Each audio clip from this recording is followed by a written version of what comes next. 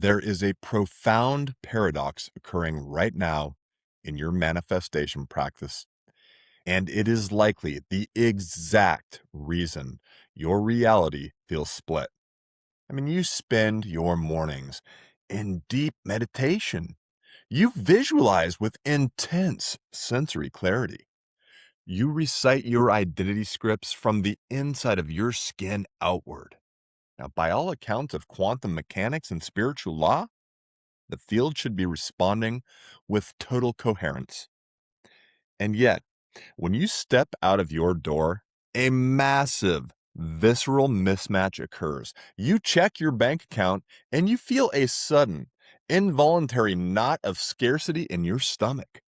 You walk into a business meeting or a family gathering and immediately fall back into those old, defensive childhood survival scripts.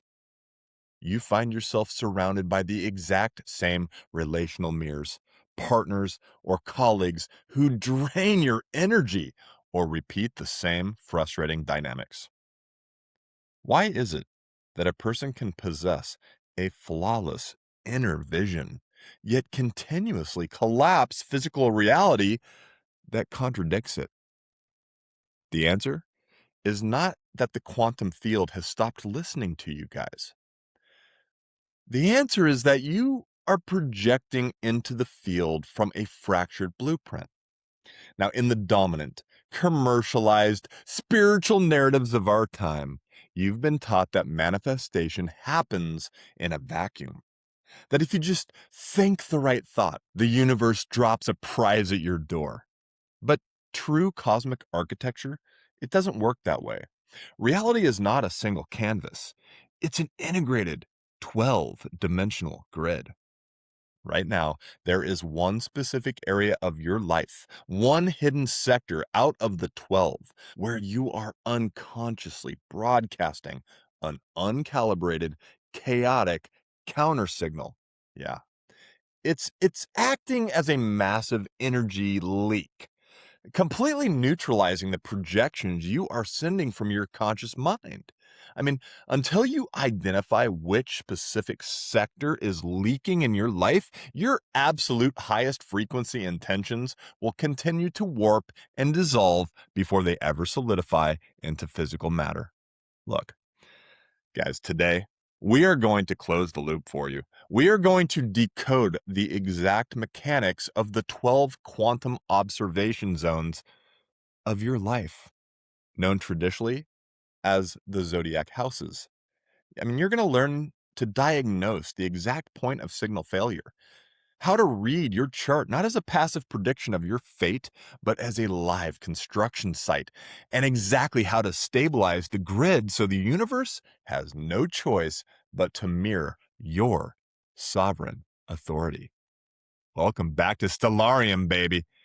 Let us begin the build.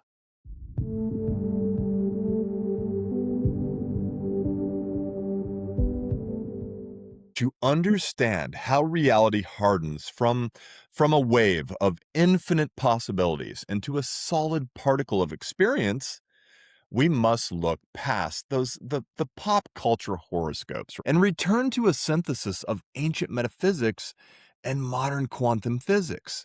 All right. Now, in the Stellarium framework, the 12 houses of your natal chart are the tradition's map of lived experience, really. I mean, they represent the 12 specific domains of your physical life, where your cosmic blueprint, the quantum field, and your conscious reality construction operate pretty much simultaneously. Now, if the planets describe, the core evolutionary principles, and then you get to the zodiac signs, and they kind of describe almost like your vibrational qualities, the houses answer the most critical, I think, practical question of all, really. Where in my actual life does this apply? Now, that's the key, because to navigate this system, my system of Stellarium, as a sovereign architect, you must view each house through basically three simultaneous lenses. All right. Now, first, Each house is a field of manifestation. This is the literal physical terrain of your life where celestial patterns correlate directly with tangible, sort of measurable outcomes, right? Stuff like, your income, your home, right? Your career, right? Relationships, the tangible stuff. Now, second, each house is also a quantum observation zone. In quantum mechanics, the observer is never separate from what is being observed. The measuring apparatus participates entirely in producing the physical results. So each house describes really a specific domain where your quality of observation is most active and really most consequential in your life. I mean, how you look at that area of your life, it literally dictates what quantum wave functions collapse into matter. All right. Now, third, each house is really an active construction site. All right. And this is really important because this is what we're here for. The houses, they're not a theater where things randomly happen to you. That is not how real quantum astrology works.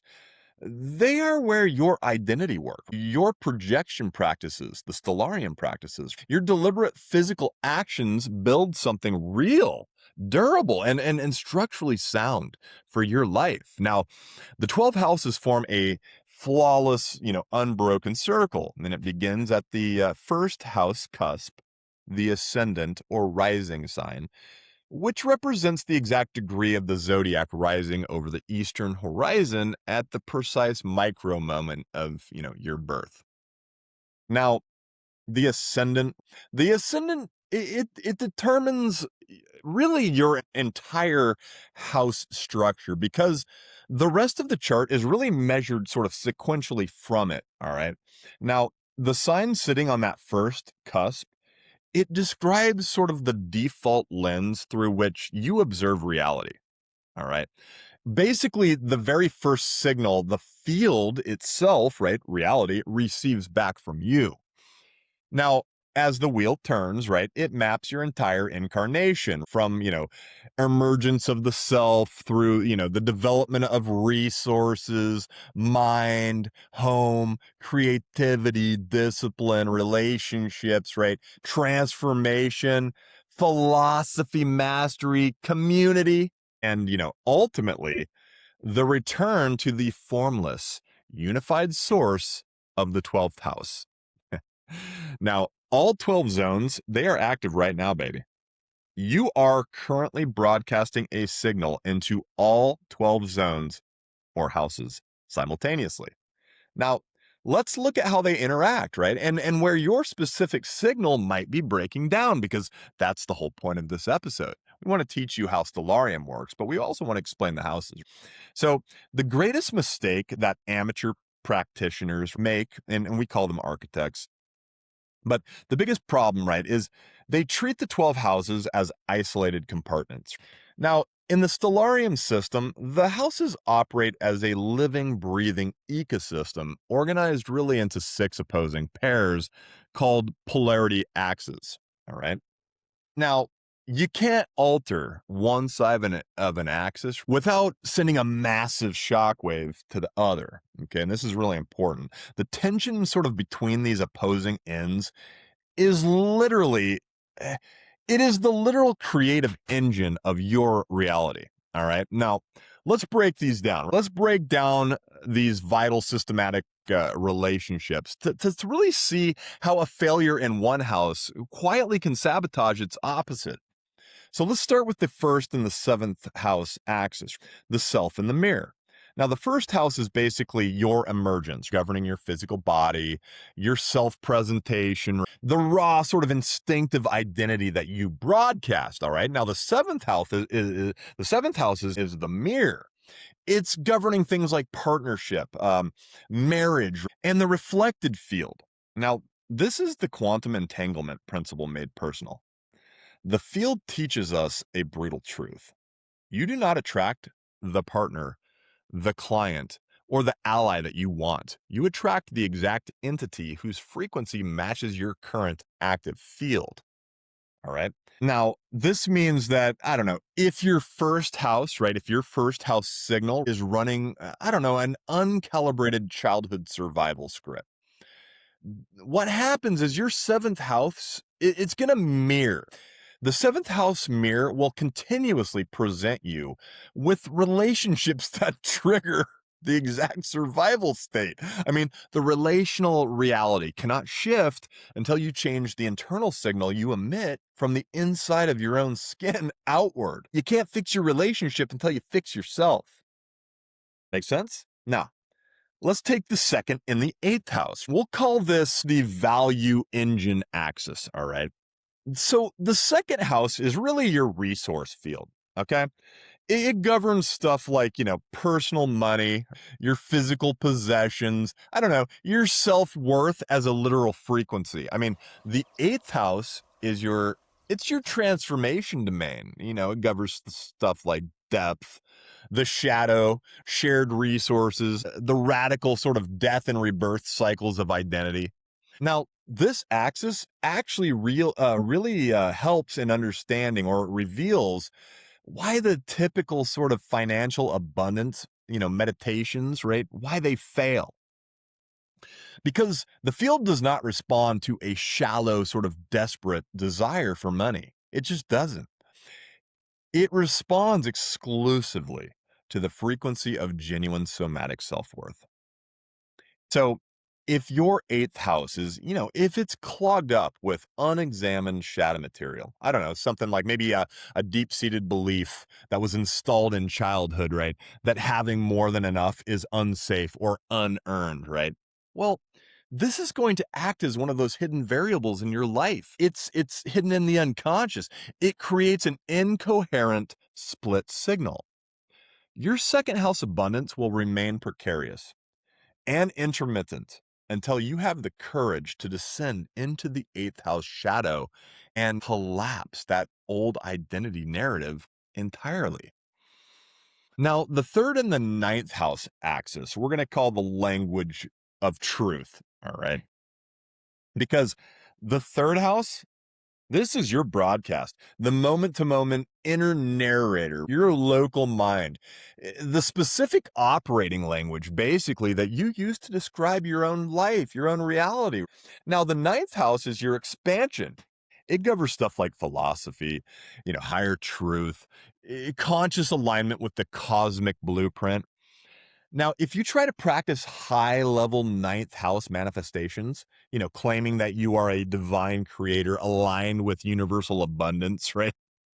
But your daily third house narrator is whispering a running commentary of self doubt, critiquing yourself, hypervigilance, nervousness, anxiety. I mean, your signal is completely canceled out.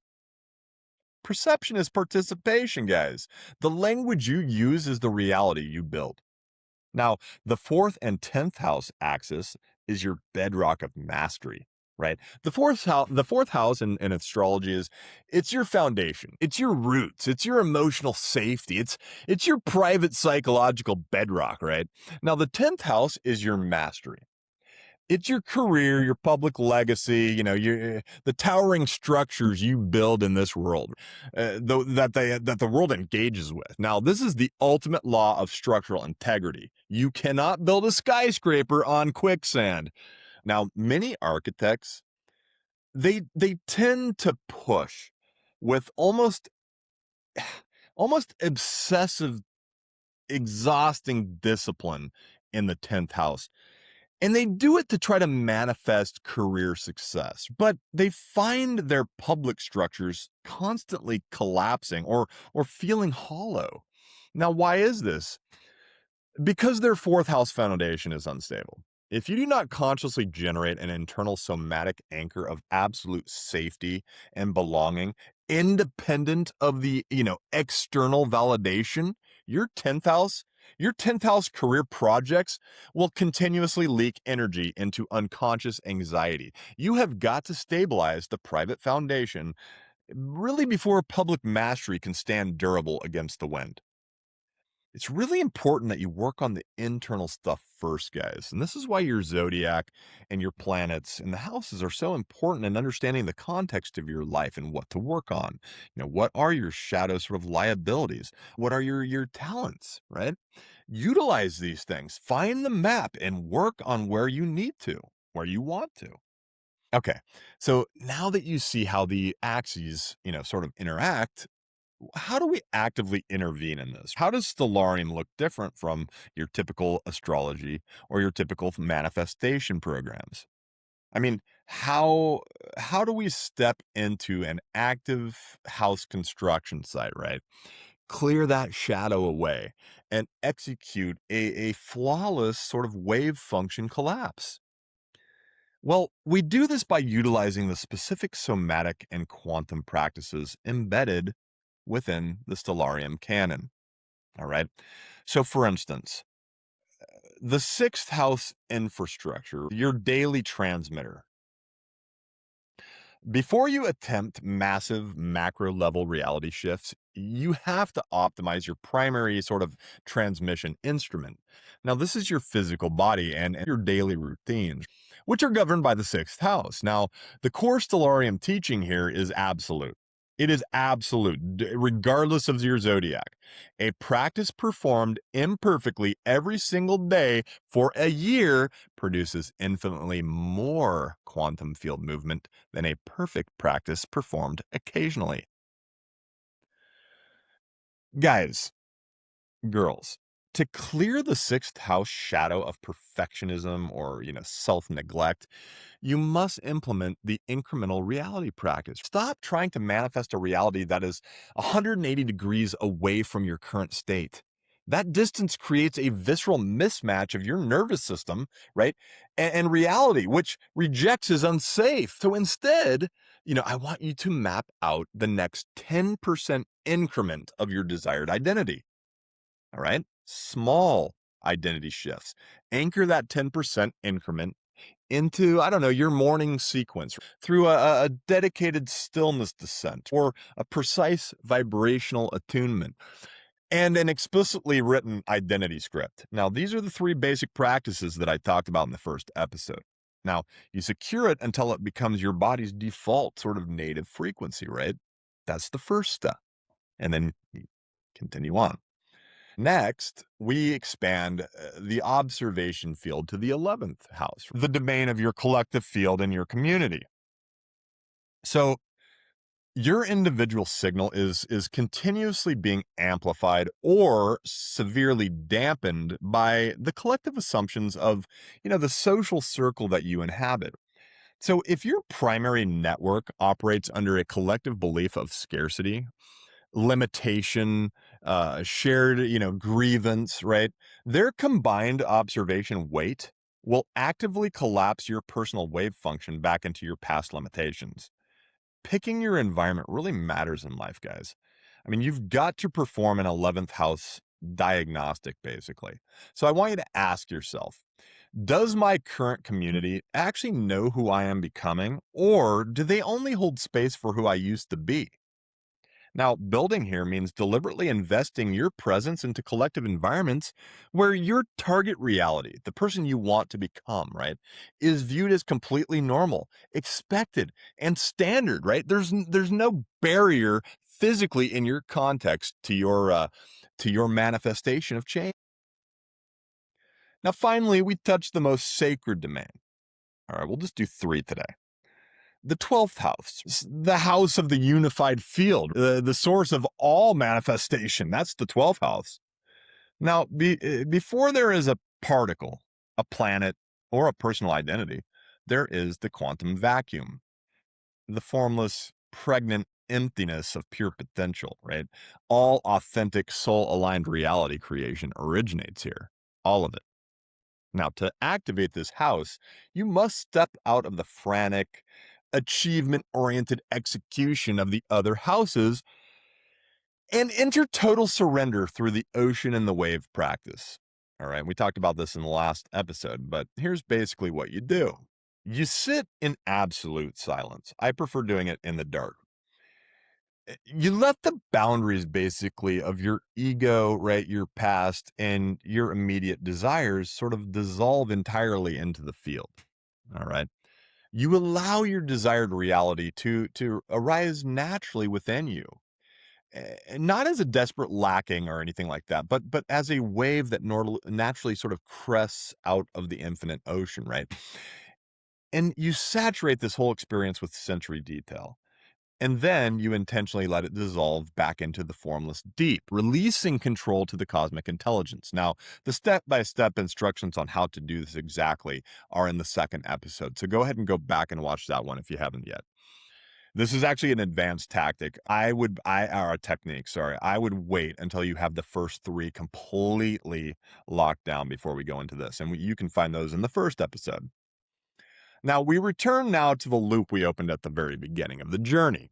All right.